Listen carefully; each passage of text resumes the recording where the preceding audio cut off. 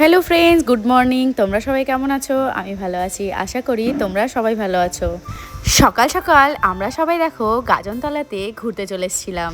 কালকে আমার যা এসেছিল, তো ওরা যেহেতু অনেকটা লেটে এসেছিলো, তাই জন্য পুজো শেষ হয়ে গেছিলো, পুজোতে আর যেতেই পাইনি। তো তাই জন্য আজকে সকাল সকাল আমরা সবাই চলে এসেছিলাম ঘোরাতে, মানে সবাই একসাথে ঘুরতে এসেছিলাম।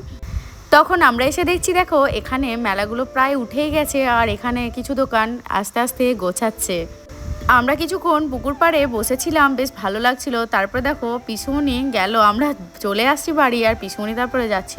তারপরে ওখান থেকে আমরা সবাই বাড়ি চলে গেছিলাম। তারপর আমাদের হঠাৎ করেই প্ল্যান হয় যে চলো আমরা সবাই শহরে যাব। তো শহর আমাদের ওখান থেকে একটু পাশেরই একটা গ্রাম।